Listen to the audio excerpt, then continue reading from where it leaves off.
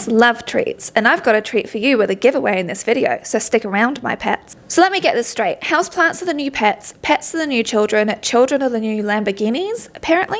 Have pets really replaced children though, or are people just taking better care of their pets these days and now it's being seen as obsessive and too much and pampering? Are people unable to afford to have children so they get pets instead to fill the hole? Does the hole even exist? Don't answer that too quickly. Is it single people getting a pet because they can't have the dream of a spouse and children and a pet? Are couples opting for pets instead of having kids? Get your beverage of choice, my lovelies. We are really getting into it with this video. I know so many of you who are watching this video will have pets, so do not worry. I'm not including any critter sounds throughout this video because I know how much it sets off our cats. And, you know, it's just because, you know, like, I just gave away my age, didn't I? Oh well. And a huge thank you to everyone that participated in my survey. I've never had this many people. There were 1,417 of you. And as promised, here's your treat for being so kind with your time. Who's to say that pets are the only ones that get toys? Balessa and I are doing another giveaway where everyone will receive either a massive discount off toys or a free toy. I worked with Balessa last year and I loved their toys so much I jumped at the opportunity to work with them again because when I say these toys are amazing, I really mean amazing. Balessa is a woman-owned company that believes in the sexual empowerment of all bodies, all sexuality, and has toys to suit everyone. They kindly sent me some toys last year which I still adore. They're all waterproof, so easy to clean, and their rechargeable cases are so discreet you won't feel like you need to hide it under a pillow. The Pebble is a perfect introduction for beginners. It's ergonomically designed and fits so comfortably in your hand it's like an extension of it. It has 5 different vibration modes with no annoying patterns, 5 suction modes so you can go from beginner to extreme bliss, whatever works for you, and even your partners. Who's to say that they're a solo activity? Or if you want something a little more, you could pick up the Air Vibe, which has a combined G-spot vibrator and suction technology so you can get the best of both worlds. It's flexible so you can angle it however works best for your body and fetch your O in record time with 5 vibration modes and 5 suction modes, which work independently from each other so you can create a fully tailored experience. So don't wait, click the link in my description box or the pinned comment below, enter your email address, and then you can find out what surprise awaits you, whether it's going to be a massive discount off toys or even a free toy. Thanks again to Balessa for sponsoring another one of my videos. So let's have a look at birth rates around the world, shall we? Because in the past 70 years, they definitely have been declining. And the thing is that it's not actually for bad reasons. You've got women's education, access to contraception, declining rates of child mortality, less child labour, unless you're in the USA, in which case they keep on trying to bring it back for some reason, increasing women's rights, reproductive rights. Well, there is actually one negative reason, and it's the rising cost of what it takes to actually raise a child. But as I've talked about in previous videos, the birth rate, especially in developed countries, is not actually meeting the replacement rate, which is on average 2.1 children per woman. Meanwhile, here I am like the opposite of Starship Troopers. I'm doing my part. Ugh, as if. Here in Aotearoa, as of 2024, we are in our lowest birth rate ever, with 1.56 births per woman. As of 2021 data, US is at 1.66, Canada 1.43, South Korea 0.81, UK 1.56, Japan 1.3, Australia 1.7, France 1.83, Germany 1.58. So as you can see, the replacement rate is not being met at any of these countries. So we should really look at pet ownership trends, right, to see if there is a correlation here. As of 2024, 66% of US households own a pet. There's about 1 cat or dog for every 2.4 people there. Approximately 65.1 million American households own a dog. Dog ownership increased by nearly 11% during the start of the COVID-19 pandemic in 2020. In the UK, you can actually see a spike in this chart here, showing that in 2021 there was a huge jump in pet ownership statistics, going from 41% of households to 59% of households. It then dipped in 2023 to 57%.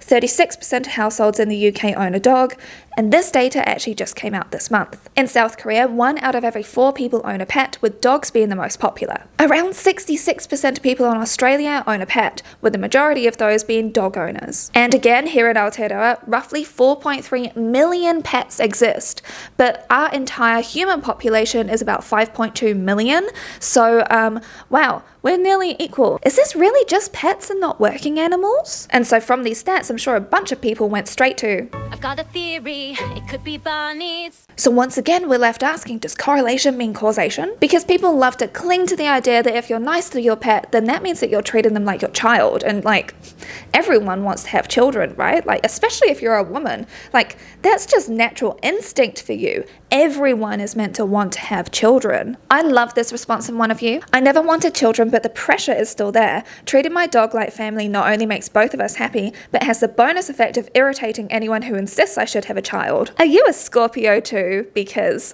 I love that energy. So let's have a quick check in on those survey results because there were so many of you, and let's see the ages. 10% 13 to 18, 28% 19 to 24, 26.5% 25 to 29, 30% 30 to 39, 4.5% 40 to 49, 1% 50 to 59, and there was one person who participated that was between 60 to 69. So a majority of people, 84.5% to be precise, fall between 19 to 39, and those are like the prime ages for having children, apparently, because that's when you're meant to be able to have children, all life and all those stupid steps that everyone's meant to have to do in their life and all the arbitrary milestones, and I've already ranted about it here. Also, I asked on Instagram for you to send me pictures of your pets, so you'll be seeing them popping up throughout this video. And we've been having so much fun on Patreon because I set up this separate chat so we can like see each other's pets, and oh my gosh, everyone's got such cute pets. So you're going to be seeing those throughout the video, and I've definitely got their names associated with it. So cute. I asked in the survey, do you have a pet or pets? If no, please pick which no option fits closest to your situation. I know that you're dying to know the most popular answer. It was 17% with cats, closely followed by 14% with 2 cats. JD Vance is cowering right now. The third most popular was 12% with a dog. No, all animals are lovely. I will not be having any slander towards animals on this channel because we love them all, okay? The next most popular was 4.1% with a cat and a dog, then 3.6% with 2 dogs, 1% of you have 3 cats, and 0.4% of you have 4 cats, and nearly 1% of you have a bunny. Bunny is just a cuter word to say than rabbit, okay? I'm a millennial and I'm very openly cringe. You know this about me by now. And 6.6% of you said that you had too many pets to list, which just makes me think of a scene like this. It's a stampede!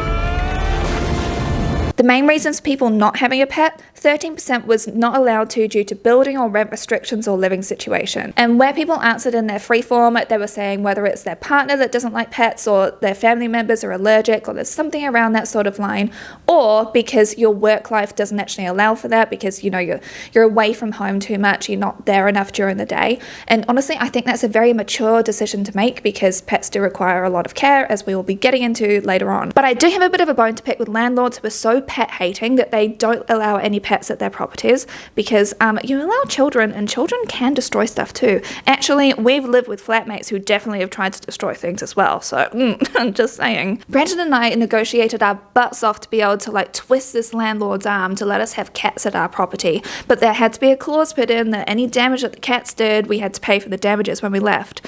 And then they said, oh, we want to move home, aka they just wanted to hike the rent up beyond what the law would actually allow, but whatever. I'm not bitter. I don't hate landlords at all. But that cost us $7,000 when we left because we had to replace all of the curtains. It was ridiculous, and it's like the cats hadn't even... Oh. Anyway, let's get back to you, shall we? 5.2% said that you can't afford them, and honestly, I think that is incredibly mature and like the smartest thing to do because pets are more expensive than what people think. It's not just like that one-off purchase of bringing them home and like some food. It's like ongoing vet bills. There's emergency vets. There's all of the things that pets need to be able to like have a full, nourished, enriched life. So as far as I'm concerned, you made a very mature decision, and I hope that all of the cute pets you're actually seeing throughout this video make up for it a little bit. 4.3% of you said that you don't want pets, and I feel the same way about this as when people ask if you want to have children. It's like just saying no, valid enough reason, you just don't want them. And 1.7% said you can't have pets due to health or allergies. And I wanted to keep this super vague because this covers mental health, physical health issues, chronic illness. And there were actually a bunch of you in the free form saying that you struggle with executive function or chronic illness, and it's hard enough to take care of yourself so you don't feel like you'll be able to give the pet like all that they actually need, because it is like every day, multiple times a day that you actually need to look after, feed, water, walk them, play with them, interact with them, you know, like I said, it's about enriching their lives, you know. So that, again, is a very mature decision on your part, and I fully understand that. I asked, do you want to have children in your future, whether having them yourself or through adoption or fostering, etc.? 40% no, I don't want children. This is a child-free channel, so that makes perfect sense to me. 14% no, I want/have pets instead. And it's worth noting that a number of you are actually saying in the free form that that you don't think of it as like an instead to have pets. It's just that you want pets as like a separate thing. It's not instead of having children. It's just, yeah. I'm sorry I wasn't more clear in that, because that was my intention when I was wording that, but that was just me fluffing up. 2.6% said no, cost reasons. 3% no, health reasons. And from the freeform responses, I put more under this category because people were saying things like hereditary issues, or just your own mental health means that you won't be able to take good enough care of a child, so you don't want to pass it on. So that's why I'm saying like it falls under the health camp. 17.5% are undecided, and I completely understand that. 12.9% yes, I would like to in the future. 1.5% yes, I have a child or children. 4.5% yes, I have a child or children and a pet or pets. And there were a lot of freeform answers when it came to this question, which makes perfect sense, and a lot of them actually came down to, I don't really know if I can actually bring a child into the world with the way that the world is. And I completely understand that with violent racism on the rise, fascism on the rise, a climate crisis, which is getting worse and worse every single year, but people keep on pretending like isn't happening. Yeah, I completely get why you'd be scared about bringing a child into this world. And there were a few people saying that they wouldn't want to bring a child into this world without a good and reliable partner, but that dating is actually trash, and again, another very fair reason. So let's have a look at what the news has been saying about the pets replacing kids thing. Japan's a place where this discussion has been happening for so many years at this point, it's almost like a trope. From this article from Reuters by Irene Wang, the Zama Shrine, which dates back to the 6th century, established a specific prayer site for pets in 2012. It now hosts Shichi-go-san. Sorry if I'm mispronouncing that, I've actually tried that several times. Rituals where pet parents can pray for the health and happiness of their animals. The rite, which means 753 in Japanese, is traditionally celebrated in mid-November for children reaching those ages. In 2023, there was a study conducted by USA Today and one poll showing 67% of respondents aged between 18 to 26 chose to get a dog instead of having a child. And I'm sorry, but 18 to 26, that's so young. Like, I feel like a 25-year-old, you're still a baby, okay? Like, there's so much else to like have to go through in the world rather than just having to get like pregnant straight away. Oh my gosh, if you made that an older age limit, then I think that the results would be fairly different. But anyway, I didn't do the research for them, whatever. And this article from Forbes, which actually came out this year, I just want to remind you that keep that in your brain because I'm bringing it up later on in this video. They got a psychologist weighing in on this, and this was one of the very first articles that got recommended to me when I started my search. They boil it down to these key reasons. 1, pets offer companionship with flexibility. 2, pets fulfill the desire for parenthood. 3, pets satisfy evolutionary needs. 4, pets improve mental health. Yeah, you confused about points 2 and 3 as well, because I certainly was. Couples who are unable to conceive often experience a void, which leads to them to explore alternatives to raising a child. It's like adoption, fostering, mentoring, those just got completely skipped over, and you immediately go to, oh, that's why they get pets. Huh? I would argue, as would a lot of you, that a child and a pet are very different things. Just because I call our cats my babies, that doesn't mean that I think of them as an actual baby. Researchers suggest that a key human trait is alloparental care, or parental care towards a young one that is not the individual's direct offspring. Half of the participants in the sociological inquiry study described themselves as actively nurturing their pets or viewing them as outlets for their mothering instincts. Okay, so I actually went to the study itself and read the conclusion. Just to give you background on the study, it involved 917 people in an online survey. I conclude that non-parents' investment in companion animals, much like parents invest in children, but in ways that meet species-specific needs. This supports the notion that non-parents may be nurturing companion animals as a trade-off to raising children, but not as a substitute. This is an evolutionary novel application of parenting strategies in a new flexible environment. And this aligns far better with what I was thinking and what you were actually saying in the survey as well. Forbes doing bad reporting? They've never done that before. But you don't understand, pets are just too pampered these days. Having pets as outside animals was way more common historically, or just thinking, they're just animals, they're fine, what do they, look, they can fend for themselves, they're all good.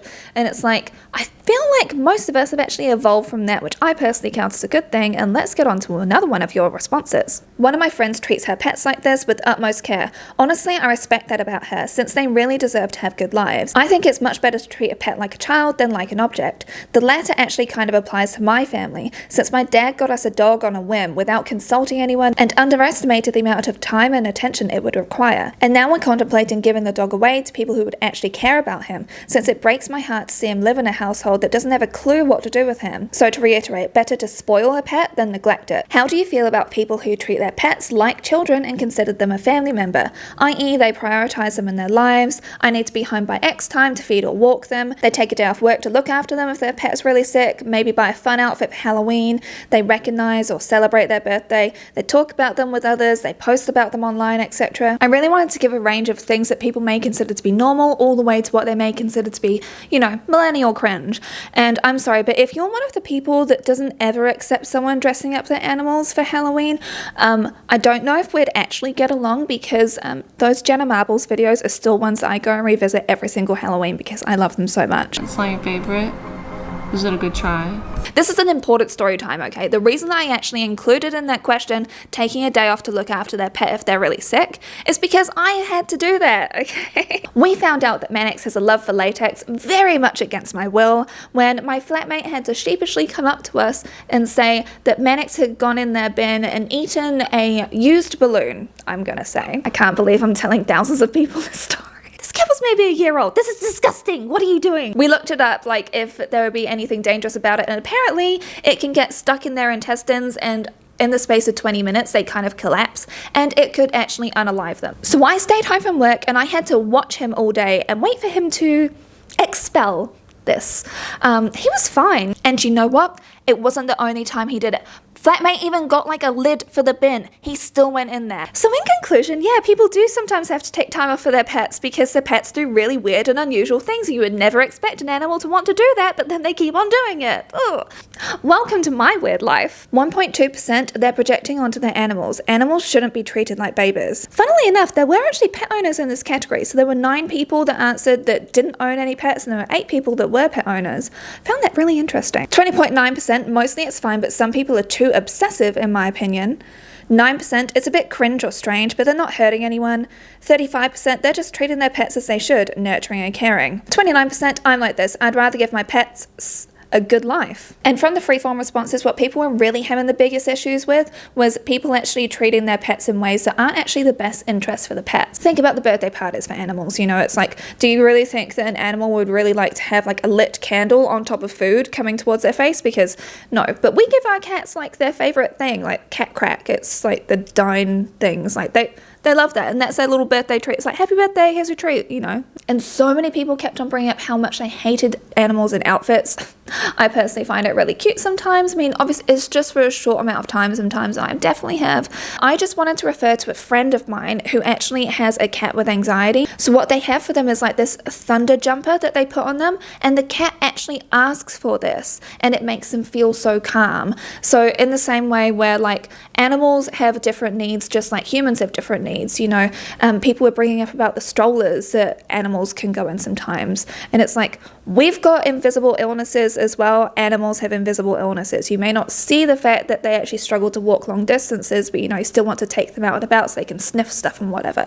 Like, there are disabilities, there are age issues, there are anxiety issues, and yes, animals can have anxiety. Pixie, my cat, has anxiety, and the vet actually told us that. It was not even me projecting that onto her. The vet told us that, so that's why I have to like do certain things to look after her. You know, that's part of being a responsible pet owner. People bring up the issue around consumerism when it comes to pets, and it's like, we are living in this capitalistic hellscape. Of course this market will pop up, like no matter what, it's absolutely going to. Personally for me, and from what a lot of you were actually saying, is the issue comes in when people are treating pets like accessories as opposed to their own sentient being. Because again, each animal has different wants, needs, everything. Like Mannix likes to be treated in a different way to Pixie, for my own example. Same as you were giving examples for your pets as well. They all have different things, and you have to cater to that rather than just expecting them to like be this picture perfect thing all the time and getting angry with them if they're disobeying you by not like wanting to pose for pictures or do these tricks all the time and whatever. That's the stuff that I personally have an issue with, because a pet is not an accessory. You are there as their responsible carer to look after them, not to have them perform for you, you know? I love my pets and I view the commitment I made to them as more serious than most relationships I have with people. However, I personally don't enjoy it when others call me a pet parent because I don't see it like that. I care for and love these creatures, and I'm a much better carer for them than my mother was to me. Acting like parenthood is the epitome of love and care is annoying to me, since that was not my experience. But other than the phrasing of pet parenthood, I love the normalization of the actions specifically. Pampering pets, making time for their needs, caring for and loving them are all great things that we should be valuing as a community. And again, this is why I really like to do these surveys, because I get people's different lived experiences. We absolutely refer to our cats as babies, and yes, I do funny voices at them. So what? You can't stop me. The thing which I found really interesting from this is there isn't actually a term that we can really use. Ownership implies seeing them as property as opposed to sentient beings with individual preferences and personalities that require a high level of care. And you can't really refer to them as a friend as they're a dependent on you. So like the closest sort of human relationship that exists is kind of like the parent to child sort of thing. So I do understand why it's happened the way it is. We just don't have another word for it. My pets are definitely part of the family. My partner and I jokingly call my dog my kid's other sister, and both my children adore their furry compatriots. I would much rather people be a little over the top with pampering or loving their pets than go back to how it was when I was a kid. I remember so many people when I was growing up had pets that were never allowed in the house, and when a pet died you needed to just get over it because the pet was just an animal. I like to think that people treating their pets better is part of society as a whole, becoming more empathetic. This made me think of an old boss of mine who had this bunny that she absolutely adored, and then one day the bunny passed away and she was utterly distraught, and she took a few days off work, and my other boss was just laughing about this. He was, anyway, he just kept on saying, it's just a rabbit, who cares? He wasn't actually a nice guy at all. And actually, he was Gen X, okay? It's not like he was even like a really old generation. He was Gen X. I didn't ask this in the survey, but how do you feel about bereavement leave when pets pass away? Because personally, I'm all for it, because I can tell you something, when our pets eventually do pass away, which is something I don't like to think about, if you expect me to be able to perform and be all happy and whatever, that's not gonna happen, okay? It's just not. Or maybe I will just throw myself into my work because that's how I cope with things. But, you know, like, just expecting people to just be like, yeah, whatever, it's just an animal. No, your heart breaks. As one of my patrons very wisely said, I feel like people who hate on this are under the mistaken assumption that if the pet wasn't taking all this attention, money, etc., people would magically want to have a child instead. I also think that people are more cognizant of animals as sentient beings who feel emotions as needs, not just some piece of property that gets kept in the backyard and thrown a bowl of kibble every morning, in my opinion. And also, you cannot go telling me that throughout history people have not been pampering their pets, because they absolutely have. Please let me introduce you to Exhibit A, Victorians taking photographs of their cats. They went through so much painstaking effort to document the fact that they had pets. You cannot go telling me that people are just pampering pets now. It's just the fact that you see it on social media, so then you're projecting onto this. And also just the fact that news outlets love to cling on to like the most extreme thing, you know, like I even pointed out in Japan, like with that temple. Regular people aren't really going around with like their cat in a backpack. You know, that's not really the case. Sadly, we're living in a time where you have to do more in order to be able to get the clicks, to be able to make money and whatever. And sadly, that's actually impacted the way that people are towards pets, I sort of feel, because if you have all of this over-the-top stuff, then people are going to click on the video and watch it and whatever. Once again, a pet is not an accessory, it's not a performer. Like, there's a difference between, like, capturing moments of your animal and then expecting them to perform for you. You know what I mean? Get it? Yeah. This gives me an ick, which is on an adjacent path to like family influencers. It's just like, why are you doing this? Like, if you're only nice to them when you want them to like create content, you just shouldn't have pets, in my opinion, or children. I said it. Pets provide love, but children cost love. Here's that Forbes article again. Pets aren't just our tail-wagging pals, but custodians of unconditional love. Getting an animal because you expect unconditional love from them is a really big red flag to me. This even goes if you adopt or rescue a pet, right? Because animals can experience trauma. Yes, so many studies actually do corroborate this. Animals have a full range of emotions. It's so weird that some people still don't believe that animals experience emotions. Cows have best friends. Like, come on. A really good example of rescuing and fostering animals is Jenna and Julian. I mean, obviously we only see Julian these days, but what they've been doing for years is rescuing and then fostering a whole bunch of greyhounds. They both work to help and train greyhounds who used to have to run track and help rehome them. And yes, sometimes they keep them. I mean, who could say goodbye to Lani? So sweet. But they give a realistic experience of what it's actually like to help these dogs. And I'm sure that many of you are also Jenna fans and remember how Bunny was. Like, Bunny was this scared little thing and it completely exhausted them. This is a daily challenge that takes a lot of time and energy and effort, but that it is worth it. You know, we have moments of like, this is really hard. we did this because she needs a home, and we have a home, and we are two willing and able people with the time and energy and effort it takes to give her the life that she deserves. When they got her, and they had to put in so much work, but they also didn't expect anything back from her. You see what I mean? That's why I'm saying that's a good example. Personally, I much prefer this article from Psychology Today by Mark Bekoff, which, wow, actually has evaluated a number of studies and written a really good piece with many references. They analysed the results of 21 studies and learned that in only 6 there was evidence that as a group, pet owners were less lonely than non-pet owners. 11 of the studies reported no differences in the loneliness of people with and without companion animals.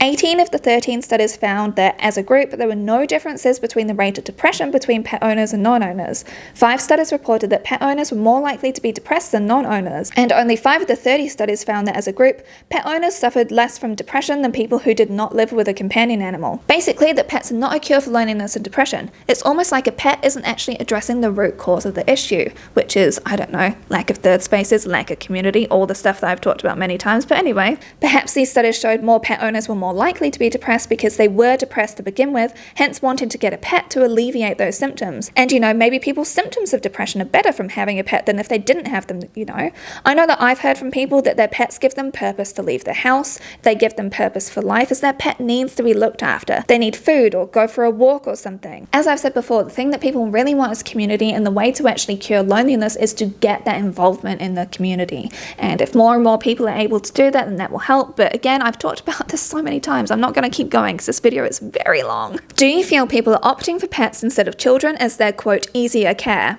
32% no, people just like having pets. It doesn't mean that they're replacing a baby.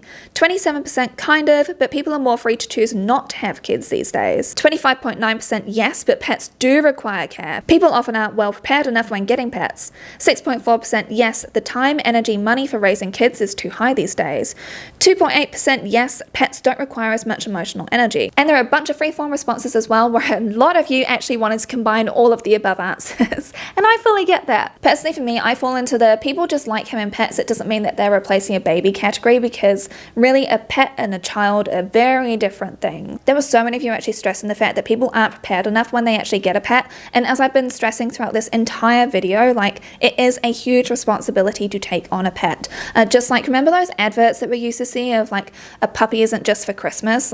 It's a lifetime commitment, their entire lifetime. It literally depends on you. You literally hold their life in your hands, and what you do and do not do directly affects the entire well-being, life, everything of this animal that you chose to take into your life, And that's kind of why I'm such a big fan of the fact that we've got the internet these days. And before Brandon and I got our cats, we watched basically every single Jackson Galaxy video. We looked up everything. We were so prepared. And sadly, as has been reported multiple times, especially because everyone's so keen on getting back to normal, but so many people actually got pets during 2020 and 2021 to be able to alleviate the loneliness, and because they were like, oh, I'm working from home now, so now I've got the time for a pet. And then because people have to go back to work, and because they want to travel the world and pretend that COVID isn't still hurting people all the time, it means that these animals are not coping well with being away from their owner. And because we're dealing with this cost of living crisis, so many pets have had to be turned over to the RSPCA, SPCA, all of these are volunteering places. They are overrun with animals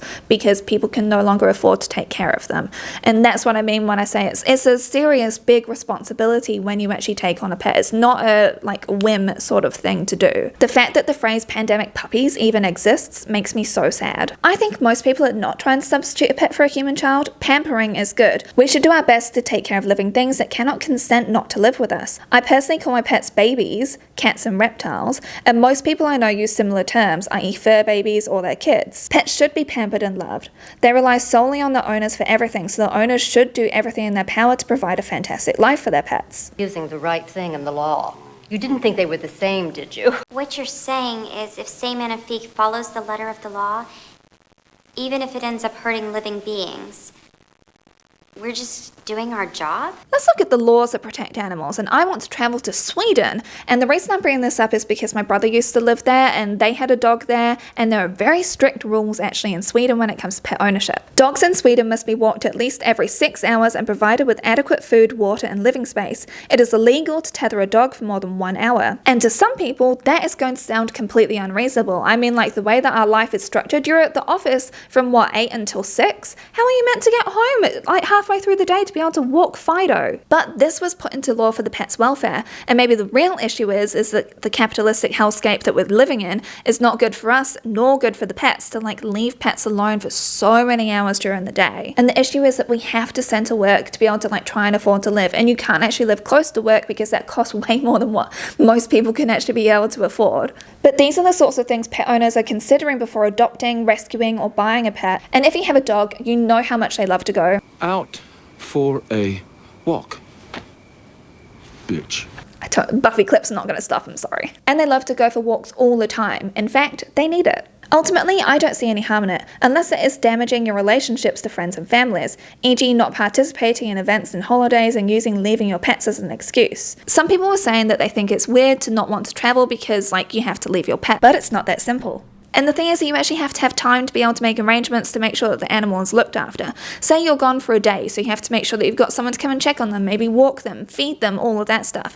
If you're going overnight or maybe more, then you're going to have to make sure that you've got a decent pet sitter to come and look after them, or that you can book them into like a good enough place for them to stay. It takes time to arrange these things, and also make sure that the person that's going to be looking after the animals or the place that you're actually leaving them with is actually a good place. Like when we moved here, we'd booked the cats into this boutique cattery, right? However, I went to go drop off the rest of their food because I drove here with like my car absolutely chock-a-block with like all of our stuff. When I opened my car door, I could smell the cat pee coming from this place, okay? I went in there and like the cages are so small, they had the bed right next to the litter tray in each of these small little cages stacked on top of each other. Pixie was cowering under blankets in her little cage, and Mannix was pressed as hard up against the window as he possibly could be to like avoid the other cats, just squidged onto this little windowsill. Cats were just climbing all over each other. There were way too many cats in way too small a space. So what we did was immediately we went looking for another place to take them. They're somewhere else now and they're very happy now. We get daily updates about them.